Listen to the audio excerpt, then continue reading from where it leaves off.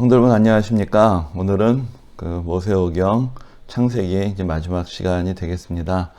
오늘의 주인공은 요셉입니다. 그래서 오늘 이제 요셉과 또 그의 형제들의 이야기를 중심으로 이제 창세기 마지막 대목을 한번 살펴보고자 합니다. 여기 이제 37장에서부터 50장까지의 이야기가 되겠는데요.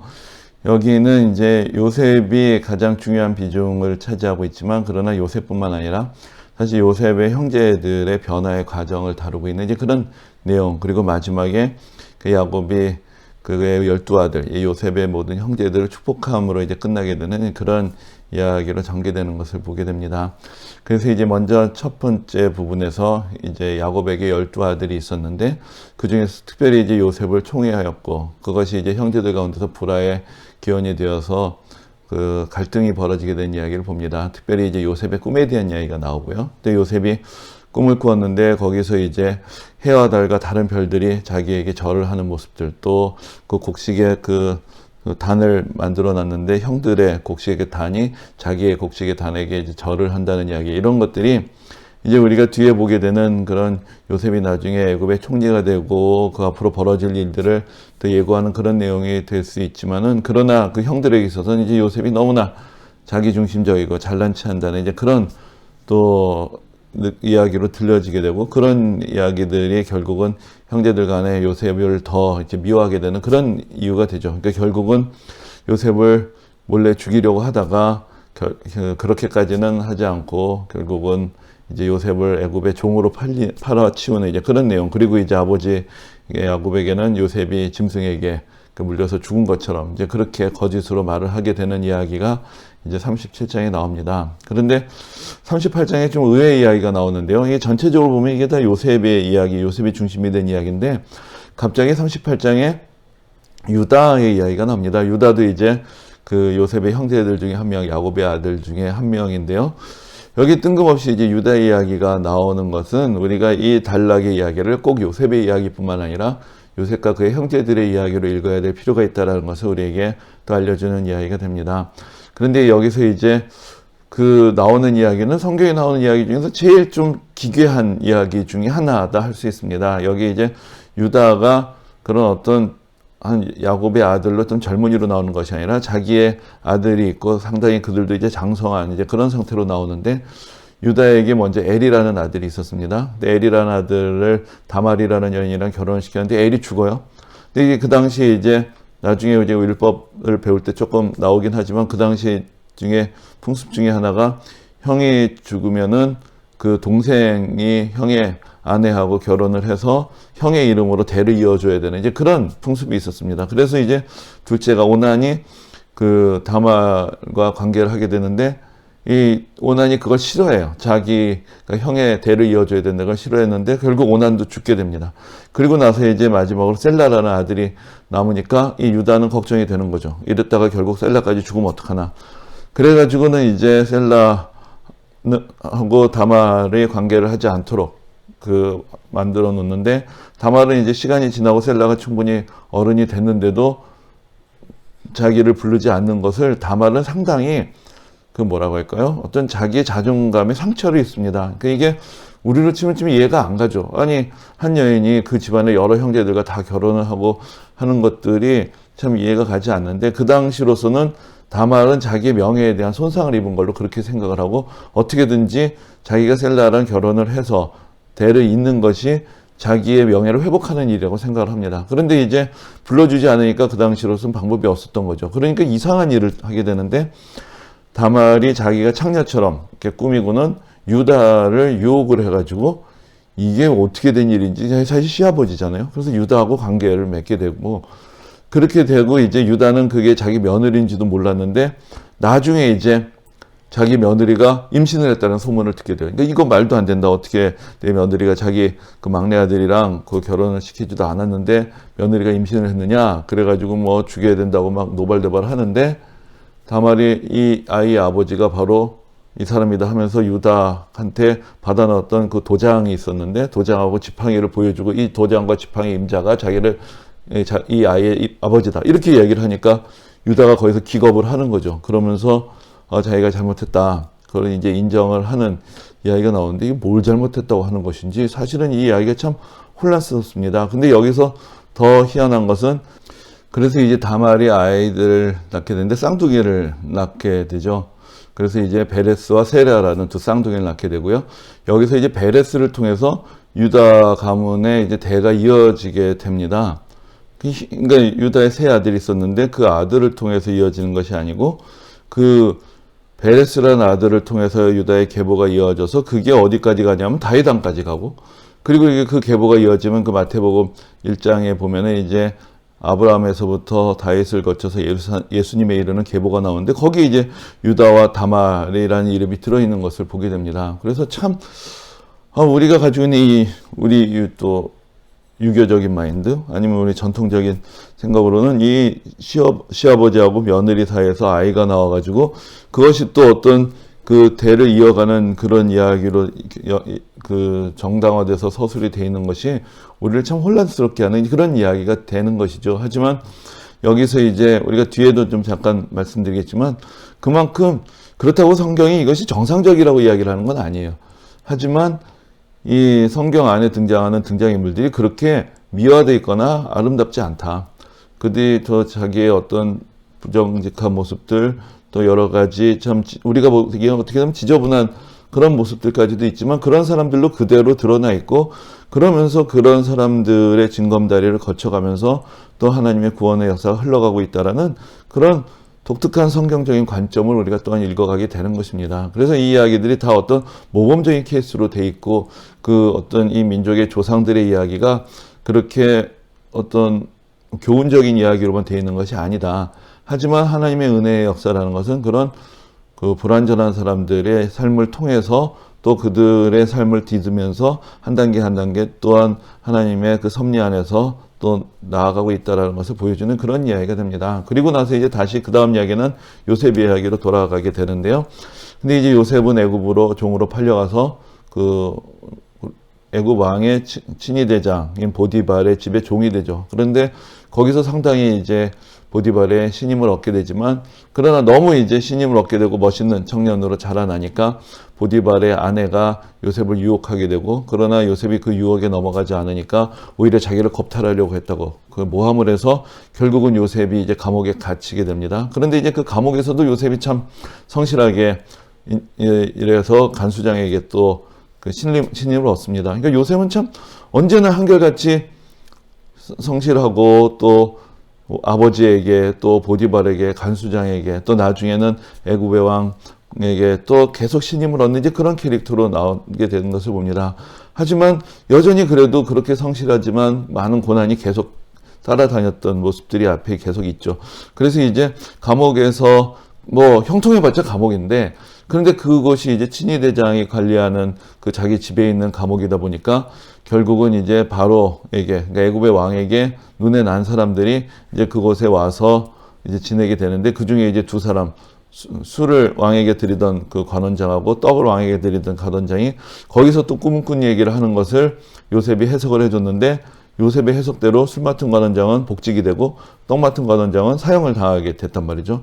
그러니까 이제 술 맡은 관원장이 야 이거 참 요셉의 꿈대로 됐구나라는 것은 기억하고 있었고 요셉은 그에게 일종의 청탁을 합니다. 일이 잘 되면 자기가 억울하게 여기 갇혀있는데 자기를 빼내달라. 그런데 이 사람은 그냥 잊어버렸어요. 잊어버렸는데 나중에 애굽의 왕이 그 꿈을 꾸게 되는데 이 꿈이 무슨 의미인지 알지 못해서 답답해하니까 그때 이제 그 술 맡은 관원장이 요셉을 생각해내고 결국은 요셉을 그 애굽의 왕에게 그 앞에 서게 길을 열어주게 되죠. 그리고 거기서 이제 요셉이 바로의 꿈을 듣고 나서 이 꿈이 앞으로 7년간은 풍년이 오고 7년간은 흉년이 올 것을 하나님께서 알려주신 것이다. 그러니까 지혜로운 사람을 세워서 7년 동안 풍년일 때 곡식을 잘 관리해서 흉년을 대비해야 된다. 이제 그렇게까지 이제 제안을 합니다. 그러니까 그 애굽 왕이 그 얘기를 듣고는 너무나 이제 그 탐복을 하고는 그럼 네가 바로 그 일을 해라. 그래가지고 이제 요셉이 놀랍게도 그 종으로 팔려갔다가 거기서 이제 애굽의 총리가 되는 이제 그런 놀라운 이야기가 또 나오게 되는 것이죠.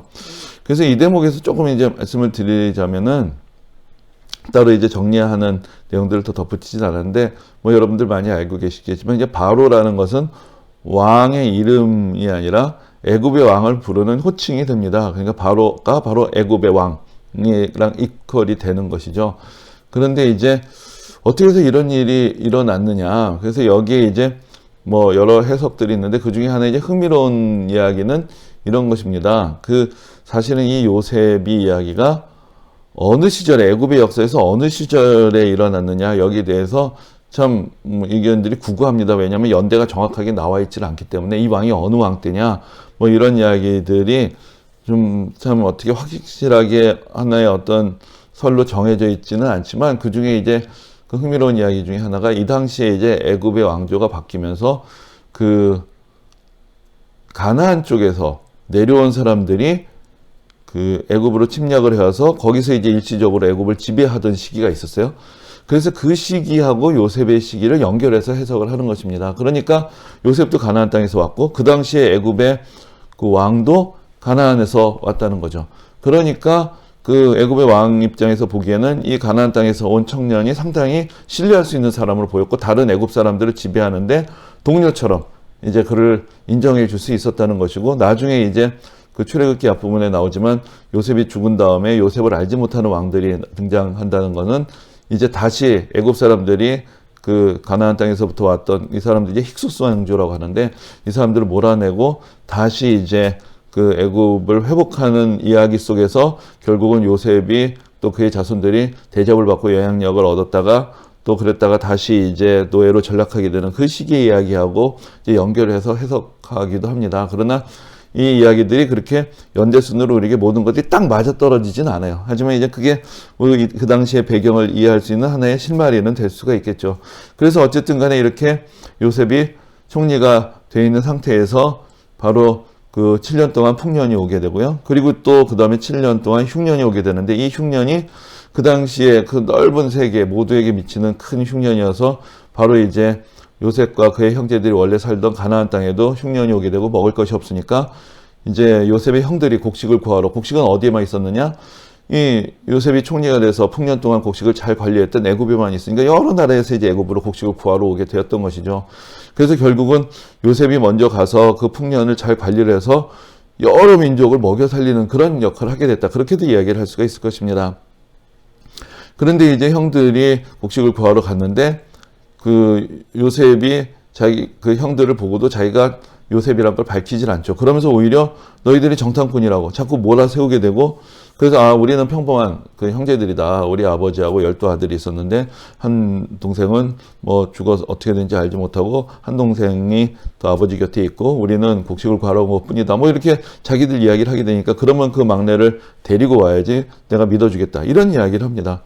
그래가지고는 형들이 집으로 돌아가면서 또 시몬이라는 그 형제 한 명을 그 볼모로 이렇게 남겨두고, 그래서 막내를 데려와야지 너에게 이제 곡식을 주겠다라고 이제 이야기를 하니까 그 어쩔 수 없이 이제 아버지를 설득을 하는데, 아버지 입장에서는 이 막내 베냐민이 요셉 다음으로 사랑하던 그런 아들이었는데 얘까지 빼앗기면 난 죽는다 하고 난리를 피고 거부하게 되는 거죠. 그러니까 이 이야기가 어떻게 되는 것이냐.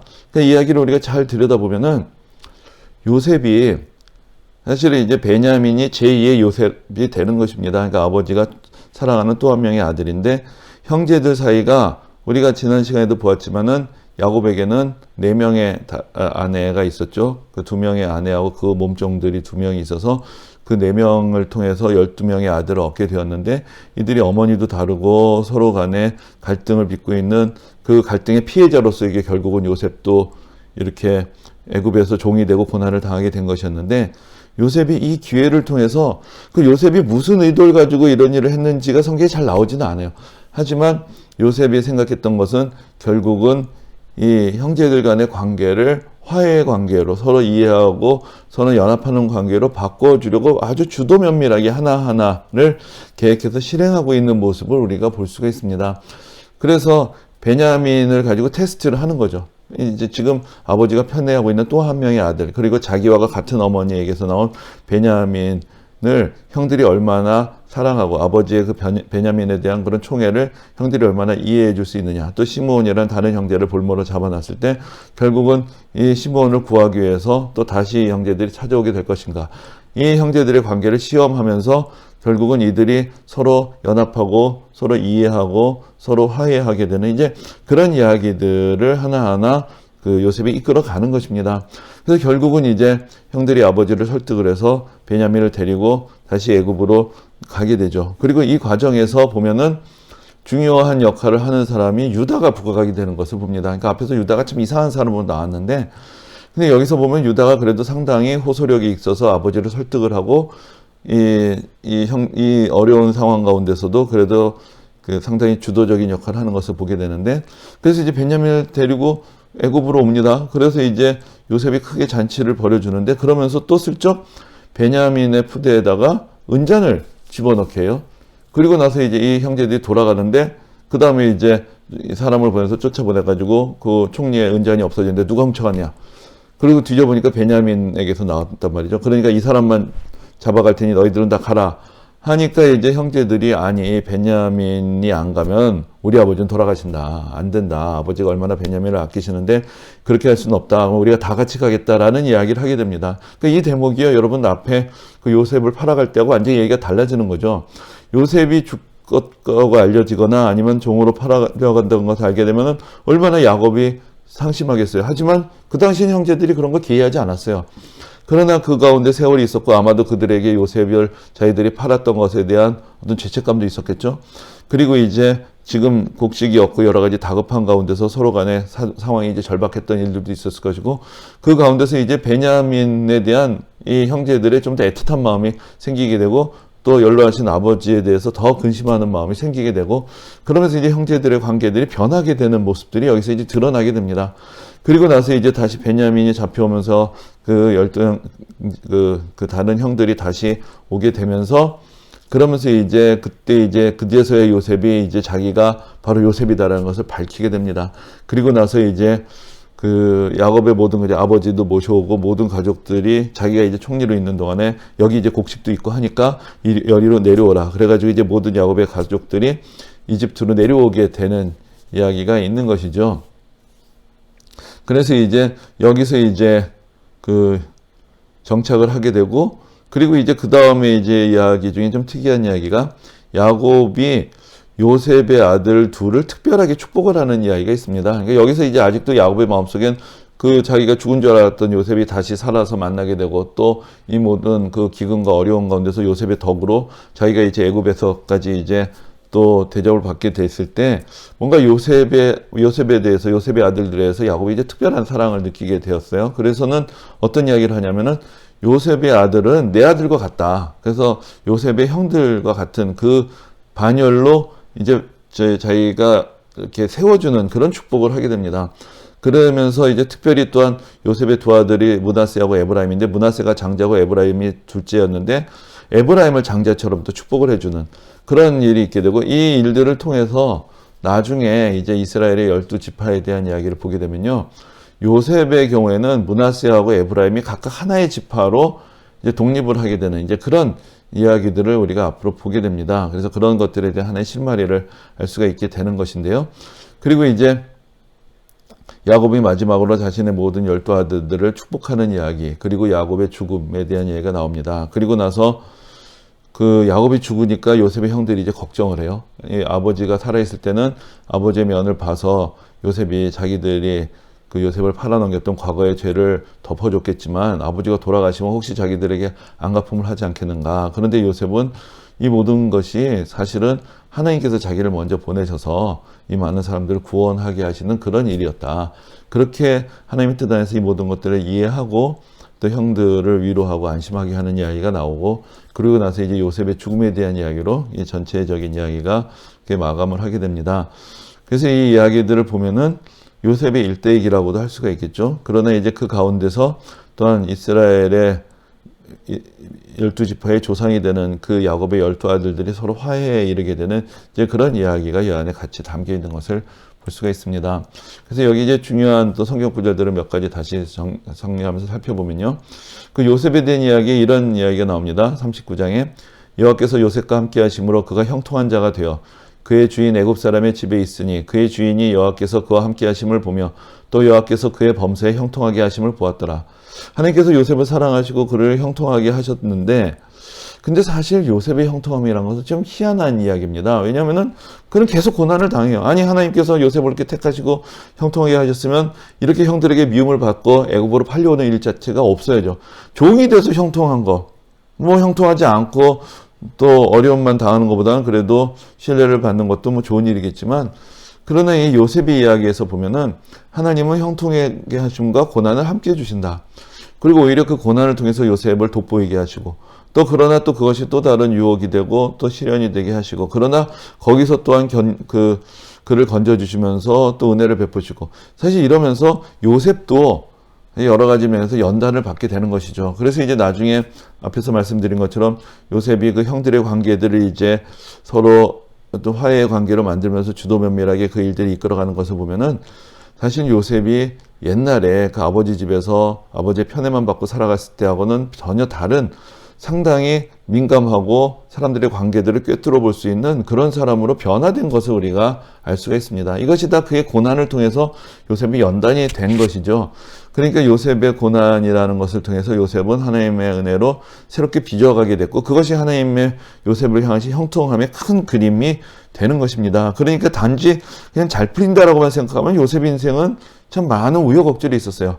그러나 그런 것들 하나하나를 통해서 요셉이 연단이 됐기 때문에 나중에 총리라는 벼락축세를 했어도 사실은 요셉이 그렇게 감옥에도 갇히고 형들로부터, 형제들의 관계에서도 깨짐을 당하고, 또 자기를 믿어줬던 그 보디발에 의해서 또 오히려 또 그렇게 의심도 당하고, 뭐 여러 일들을 겪는 가운데 요셉이 사실은 준비가 되어가는 가정이었다. 그리고 아마도 요셉이 그 감옥에 갇혔을 때 거기 이제 왕실에서 죄를 지은 많은 사람들이 들락달락하고, 또 요셉이 그 감옥에서까지 또 간수장의 신뢰를 받아서 그 사람들 섬기게 되면서 아마도 그 왕실의 그 이면, 왕실의 모든 더러운 일들, 지저분한 일들을 상당히 많이 보고 듣게 되었을 것이에요. 그것이 이제 결국은 총리가 되어서 나라를 다스리는데 아주 중요한 하나의 정보의 그런 근원이 됐겠죠. 왕실의 그 어두운 이야기들을 다 알고 있으니 요셉이 그걸 통해서 많은 사람들을 컨트롤할 수도 있었을 것이고, 우리가 성경에 나와 있지는 않지만 사실은 요셉이 형통하게 되었다는 것은 여러 가지 면에서 그의 고난이나 또 그가 인정을 받았을 때나 그 모든 과정을 통해서 하나님께서 요셉을 준비시키시고 연단시키시고 성숙시키신 이야기가 사실 이 이야기의 이면에 깔려 있는 것이다. 우리가 그것을 알 수가 있습니다. 그리고 이제 그 유명한 이야기죠. 앞에서도 말씀드렸지만 보디발의 아내가 요셉을 유혹을 했을 때 거기 넘어가지 않으면서 요셉이 이런 얘기를 합니다. 이 집에는 나보다 큰 이가 없으며 주인이 아무것도 내게 금하지 아니하였어도 금한 것은 당신뿐이니 당신은 그의 아내임이라. 그런즉 내가 어찌 이 큰 악을 행하여 하나님께 죄를 지으리이까. 그러니까 여기서 보면은 그 보디발의 아내는 아무도 없으니까 자기하고 관계를 하자고 이야기를 하지만, 요셉은 하나님께 죄를 짓는다라고 생각하고 있었다는 것이죠. 그래서 요셉의 신앙에 대해서 성경에 이제 자세한 이야기는 없습니다. 하지만 이런 이야기들을 통해서 요셉이 늘 하나님 앞에 서 있는 자기의 모습을 기억하는 사람이었다. 그것이 그가 많은 어려움을 겪었지만 그러면서 하나님을 원망하고 하나님과 멀어지기보다는 그런 어려운 순간 가운데서도 늘 하나님 앞에서 자기 자신의 모습을 생각하고, 여전히 수수께끼가 있었을까요? 나에게 왜 이런 일들이 벌어지는가? 하지만 그러면서도 하나님께 죄를 짓지 않고 하나님을 끝까지 신뢰하는 이제 그런 믿음을 가지고 있어서 그 믿음 안에서 이 모든 일들이 연단이 되고 결국은 요셉의 영적인 또 여러 가지 인격적인 성숙으로 이끌어가게 되었다라는 것을 우리가 알 수가 있습니다. 그리고 이제 형들 앞에서 자기가 요셉이라는 걸 드러냈을 때, 그때 이제 요셉이 이런 이야기를 합니다. 하나님이 큰 구원으로 당신들의 생명을 보존하고 당신들의 후손을 세상에 두시려고 나를 당신들보다 먼저 보내셨나니, 그런즉 나를 이리로 보내니는 당신들이 아니요 하나님이시라. 하나님이 나를 바로에게 아버지로 삼으시고 그 온 집의 주로 삼으시며 애굽 온 땅의 통치자로 삼으셨나이다. 그러니까 형들은 요셉을 죽이려고 했고 요셉을 미워해서 종으로 팔았죠. 하지만 결과적으로는 그 일들을 통해서 요셉은 애굽의 총리가 됐어요. 그러면서 그가 이 모든 일들을 다시 돌아봤을 때 하나님이 행하셨다라고 고백하고 있는 것을 봅니다. 형들 때문에 이렇게 됐다가 아니라 하나님이 결국은 형들의 손을 통해서 더 크신 뜻을 이루어 가신 것이다.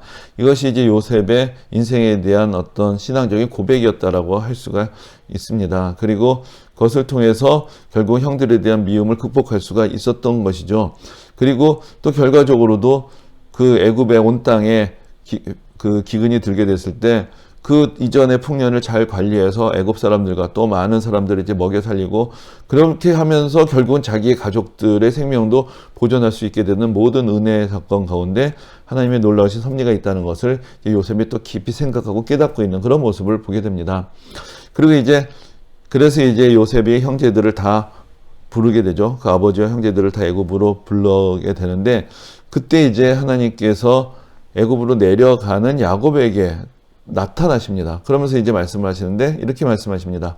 그 밤에 하나님이 이상 중에 이스라엘에게 나타나 이르시되 야곱아 야곱아 하시는지라 야곱이 이르되 내가 여기 있나이다 하며 하나님이 이르시되 나는 하나님이라 내 아버지의 하나님이니 애굽으로 내려가기를 두려워하지 말라 내가 거기서 너로 큰 민족을 이루게 하리라. 그러니까 여기서 보면은 이 이야기는 또 야곱의 이야기라는 큰 틀에서 이 사건을 정리하시는 말씀이 됩니다. 그러니까 야곱이 그 형의 미움을 받고 이제 그 하란으로 도망을 가는 가운데 베델에서 하나님을 만나게 되죠. 그러면서 그 이후로 야곱도 그 하란으로 도망을 갔다가 다시 가나안 땅으로 돌아오게 되고 또 지금 이제 애굽 땅으로 또 내려가게 되는 이제 그런 여정 가운데서 야곱은 또 야곱의 하나님께서 야곱에게 주시는 축복 또 약속 그 안에서 그의 믿음의 여정을 계속 이어가고 있는 가운데 있는 것입니다. 그래서 이제 그 중에서 이 애굽으로 내려갈 때 야곱의 마음속에 한편으로는 정말 아들 덕에 이렇게 호강하는구나 하는 마음도 있겠지만 이 약속의 땅 가나안을 떠나는 것에 대한 불안함도 있었던 것 같아요. 그때 이제 하나님께서 야곱에게 내려가라 그러면서 거기서 큰 민족을 이루게 하겠다는 약속을 하십니다. 그리고 그 약속이 결국은 이루어지죠. 거기도 이제 우여곡절이 있어요. 결국은 이제 애굽에서 이 민족이 나중에는 또 노예 생활을 하게 되는 또 어려움을 당하게 되지만 그러나 결국은 내려갈 때는 야곱과 그의 아들 12가들의 가족이었지만 나중에는 우리가 그 애굽에서 출애굽할 때 60만 이상이 되는 큰 민족으로 변화되어 있는 모습을 보게 되고 이것이 다 하나님의 약속 안에서 이루어지는 일인 것을 우리가 여기서 다시 한번 알게 됩니다. 그리고 이제 야곱이 애굽 땅에 내려갑니다. 그래서 이제 그 요셉이 총리니까 총리 아버지가 왔으니까 이제 바로를 아련하게 되는 장면이 나오죠. 근데 거기서 이제 이런 이야기가 있습니다. 그 바로가 야곱에게 묻습니다. 내 나이가 얼마냐? 그러니까 야곱이 이런 대답을 합니다. 내 나그네 길의 세월이 130년이니이다. 내 나이가 얼마 못 되니 우리 조상의 나그네 길의 연주에 미치지 못하나 험악한 세월을 보내었나이다. 그러니까 여기서 보면은 나그네 길의 조상들의 연주에 미치지 못한다는 것은 그 앞에 이제 아브라함이나 이삭에 비해서는 130년이면 별것 아니다. 뭐 그런 일종의 겸양의 표현도 되겠지만 그러면서 이런 얘기를 덧붙여요. 험악한 세월을 보냈다. 근데 이제 우리가 야곱하면은 축복을 갈구했던 사람이었단 말이죠. 그래서 형으로부터 장자권을 얻어내고 또 아버지의 축복을 받아내려고 하고 야복강가에서 그 두려워하면서 기도하고 하면서 그 모든 하나님의 축복에 대해서 갈구하는 이제 그런 모습을 보여주었지만 그가 또 돌아봤을 때 자기 인생은 참 험악한 인생이었다. 야곱은 선택받은 사람이고 축복받은 사람이었지만 그가 살아왔던 인생은 또 속고 속이고 심지어 자기 자식들에게까지 속았잖아요. 그리고 자기가 사랑했던 아들이 죽었다고 생각을 하고 그 많은 그 마음고생 여러 가지 고생을 안고 사는 인생이었다는 것이죠. 그러니까 우리가 앞에서도 보았지만 성경 안에서 말하는 형통함이라는 것, 선택함, 축복이라는 것이 그냥 무조건 뭐 세상적으로 잘 되는 것을 이야기하는 것이 아니라 하나님이 그의 삶을 잡으시고 연단하시고 변화시키시고 성숙시키셔서 하나님의 구원의 역사를 이어갈 사람으로 세워주시는 그 모든 과정이 성경에서 말하는 선택이고 축복이고 그리고 형통합니다. 우리가 그런 관점에서 성경도 보고 우리의 인생도 볼 수가 있어야 할 것입니다. 그리고 여기에 이제 한 가지 또 덧붙일 수 있는 이야기가 있는데 보면은 야곱이 바로에게 축복하고 그 앞에서 나온다. 그러니까 야곱이 바로에게 축복하는 이야기가 있습니다. 근데 일개 사실은 그 당시 애굽의 왕이 어마어마한 권세를 가진 왕인데 사실은 일개 그 가나안의 작은 족장으로서 바로를 축복하는 이 모습이 여기 자기는 험악한 세월을 살았다고 이야기를 하고 있지만 하나님께서 아브라함의 자손을 통해서 이 땅의 모든 민족들에게 복을 내리시는 그런 은혜의 역사 가운데 야곱이 바로를 축복하는 자로 또 여기에 있는 이제 그런 모습도 우리가 여기서 볼 수가 있습니다. 그리고 이제 앞에서 잠깐 말씀을 드렸지만은 야곱이 이제 그 요셉의 두 아들을 축복을 합니다. 그런데 여기서 48장에 이런 얘기를 합니다. 내가 애굽으로 와서 내게 이르기 전에 애굽에서 내가 낳은 두 아들 에브라임과 므낫세는 내 것이라. 르우벤과 시므온처럼 내 것이 될 것이요. 그러니까 그 요셉의 형들과 같이 나의 아들로 너의 아들을 내가 받아주겠다라는 그런 약속이 됩니다. 그리고 나서 이제 두 아들 특별히 축복을 먼저 하는데, 오른손으로는 둘째인 에브라임 머리에 얹고 축복을 하고, 왼손으로는 그 첫째인 므낫세에게로 축복을 해요. 그러니까 손을 엇갈려서 얹게 됐어요. 그러니까 요셉은 당연히 므낫세를 오른손 쪽에다가 놨는데, 야곱이 이제 손을 엇갈려서 이제 그들의 머리에 손을 얹고 축복하려니까, 요셉이 아니다, 여기가 장자다라고 손을 바꾸려고 하니까 야곱이 그렇게 얘기해요. 나도 안다. 내 아들아, 나도 안다. 그도 한 족속이 되며 그도 크게 되려니와 그의 아우가 그보다 큰 자가 되고 그의 자손이 여러 민족을 이루리라. 그래서 에브라임이 더 큰 자가 된다라고 이야기를 합니다. 그런데 이 큰 자라는 것이 그 어떤 그 앞에서 야곱과 에서 가운데서도 이런 얘기가 있었죠. 야곱이 둘째였지만 큰 자가 그 어린 자를 섬기게 된다라는 그런 약속을 사실 야곱 자식도 그가 태 속에 있을 때 어머니가 받았던 사람이었죠. 근데 여기서 이제 요셉의 두 아들 가운데서 둘째를 축복을 하면서 이제 에브라임에게 더 큰 축복을 줍니다. 그런데 이제 나중에 이스라엘 역사를 보면은 에브라임 족속이 에브라임의 자손이 에브라임 지파를 이루면서 상당히 여러 가지 면에서 두각을 나타내게 됩니다. 제일 이제 유명한 인물이 바로 여호수아가 에브라임 지파가 되고요. 그리고 나서 또한 이제 나중에 이스라엘이 남과 북으로 사실 갈라지게 되는데, 북이스라엘을 주도했던 지파가 에브라임 지파였다고 할 수가 있습니다. 이제 그런 면에서 에브라임을 통해서 벌어지게 될 그 앞으로의 미래의 역사가 여기에 이제 예견되고 있다고 볼 수가 있겠죠. 그리고 또 중요한 것은 이 야곱이 12아들을 다 축복을 하는데, 유다에 대해서 이렇게 축복을 합니다. 유다야, 내 형제의 찬송이 될지라. 내 손이 내 원수의 목을 잡을 것이요 내 아버지의 아들들이 내 앞에 절하리로다. 유다는 사자 새끼로다. 내 아들아, 너는 움킨 것을 찢고 올라갔도다. 그가 엎드리고 웅크림이 숫사자 같고 암사자 같으니 누가 그를 범할 수 있으랴. 규가 유다를 떠나지 아니하며 통치자의 지팡이가 그 발 사이에서 떠나지 아니하기를 실로가 오시기까지 이르리니 그에게 모든 백성이 복종하리로다.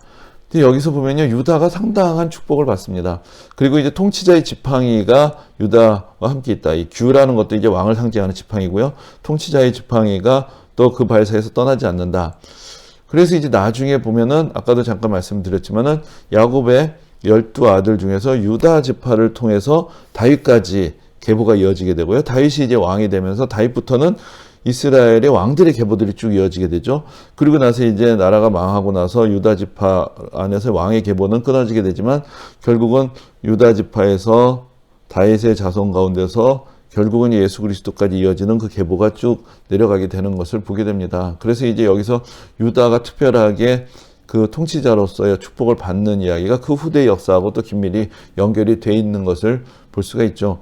그리고 이제 여기에 이제 이렇게 이야기합니다. 이들은 이스라엘의 12지파라. 이와 같이 그들의 아버지가 그들에게 말하고 그들에게 축복하였으니 곧 그들 각 사람의 분량대로 축복하였더라.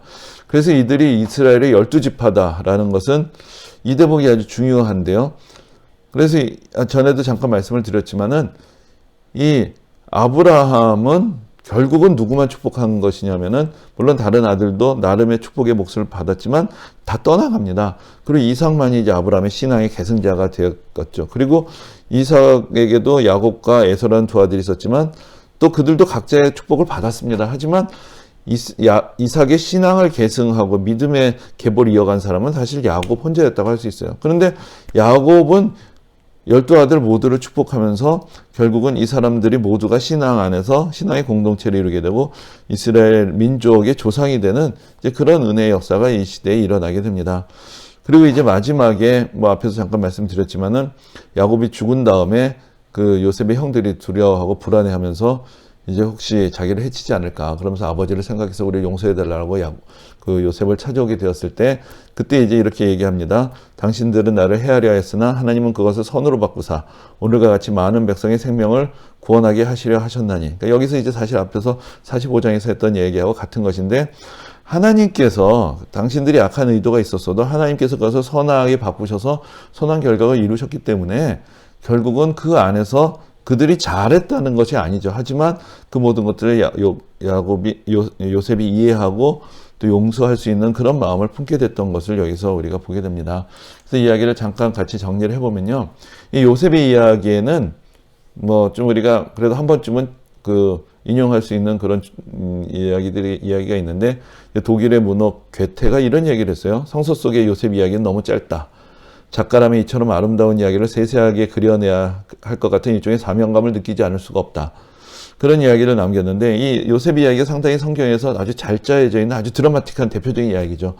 그랬는데 그 이야기에 도전을 받아서 토마스 만이라는 독일의 작가가 요셉과 그의 형제들이라는 완전 어마어마한 대하 소설을 써냅니다. 이것이 요셉만의 이야기가 아니라 그 조상들의 이야기부터 시작을 해서 그 이스라엘의 역사와 신화와 그 당시의 근동 그 이야기들을 하나로 이렇게 연결을 짓는 그런 대하 드라마를 만들어냅니다.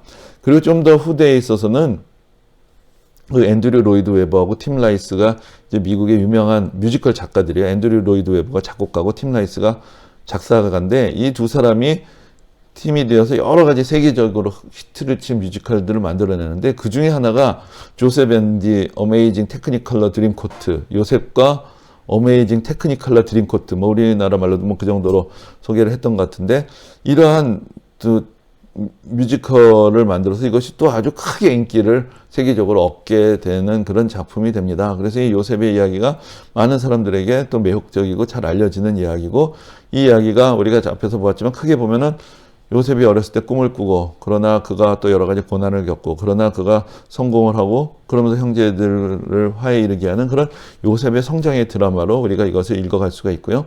그러면서 이제 그 가운데서 앞에서 말씀드렸지만 요셉의 고난과 하나님이 함께 하시는 형통함이 참 그의 인격을 변화시키고, 그가 그 후에 성공을 거둔 후에 그래서 그 놀랍게 총리로서 일을 하게 되는, 그리고 형제들 화해에 이르게 하는 그 모든 일들이 그의 고난의 과정을 통해서 연단되고 준비되었던 것을 우리가 잠깐 보았습니다. 그리고 또 이 이야기는 그 유다 이야기까지 함께 연결했을 때 야곱의 12아들들의 이야기가 되는 것이죠. 그래서 처음에 형제들의 불의에 대한 이야기가 있고요.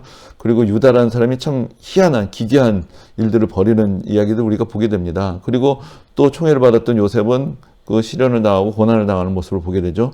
그러나 하나님께서 요셉을 먼저 세우시고, 그리고 형제들의 관계들을 또 연단시키셔서 결국은 형제들 사이에 화목을 이루게 하시고, 야곱이 그들에게 축복함으로 이들이 이제 이스라엘 12지파의 조상으로서 거듭나게 되는, 새로워지게 되는 그런 은혜의 이야기들을 우리가 또한 여기서 같이 보게 됩니다. 그리고 이제 마지막에 그 야곱의 12지파에 대한 12아들에 대한 축복을 통해서 결국 이스라엘 민족이 탄생하는 하나의 어떤 선언과 같은 또 예언의 그 축복이 되는 것이죠. 근데 그 면면을 보면은 이제 루벤에 있어서 이 12아들의 축복이요, 이게 축복인가? 저주인가? 할 만큼 아주 적나라한 이야기들을 많이 합니다. 하지만 그 모든 아들들을 자기 아들로 품고, 우리가 앞에서 그 말씀에서도 보았지만 이 모든 아들을 각각의 분량대로 축복하면서 그 다 품고 가는 데서 이제 이스라엘 민족의 탄생의 이야기를 보게 되는 것이죠. 그래서 이제 르우벤은 맏아들이지만 사실은 장제의 자격을 잃게 되는 이야기들이 암시가 되어 있고요. 그리고 이제 시므온과 레위가, 이건 좀 흥미로운 이야기인데 이스라엘 중에 흩어질 거라는 이야기가 있습니다. 그런데 이제 시므온 지파는 나중에 어떻게 되냐면은 유다 지파 안으로 포함이 되면서 사실상 흡수돼 버리고요. 레위 지파는 어떻게 되느냐? 나중에 가나안 땅에서 땅을 따로 얻지 않고 이 사람들은 레위 지파는 성전, 성막에서 하나님을 섬기는 일을 맡게 되면서 땅을 주지를 않고 이스라엘 중에 흩어져서 살아가게 되는 일들이 나중에 이어지게 됩니다. 어떤 한 지역에 몰아서 땅을 주지 않았고요.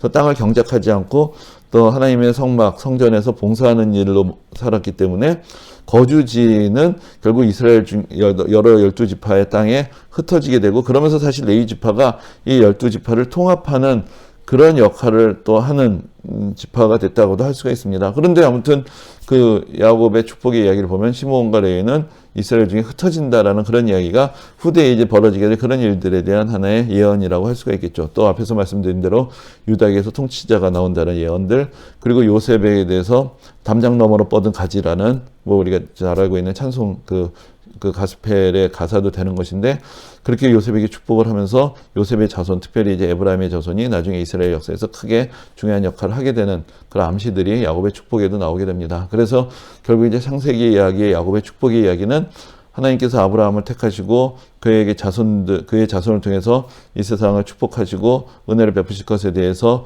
말씀을 하시고, 결국 아브라함, 이삭, 야곱 때에 와서 야곱의 12아들을 축복하시면서 또한 그 축복이 대를 이어서 더 깊어지고 더 풍성해지고 이제 한 가정이 하나의 민족으로 새로워지게 되고 이 민족을 통해서 하나님의 구원의 역사가 또 그 놀라운 하나님의 은혜의 기록들이 이 백성을 통해서 이루어지게 되고 나중에 때가 되었을 때 이 백성을 통해서 이 민족을 통해서 이제 예수 그리스도가 오시고 또 모든 온 세상을 향해서 구원의 복음이 더 전파되게 되는 그런 큰 구원의 하나님의 역사의 흐름이 여기 하는 중요한 하나의 단락이 맞춰지게 되고 또 새로운 단락이 열려지게 되는 그런 장면을 우리가 여기서 보게 되는 것입니다. 그래서 이제 오늘 여기까지 말씀을 드리고요. 우리가 다음에는 출애굽기를 통해서 이 이스라엘 민족의 의미, 또 그들의 사명, 또 그들의 책임에 대해서 또 다시 한번 좀 정리해보는 시간을 갖도록 하겠습니다. 오늘 함께 해주셔서 감사합니다.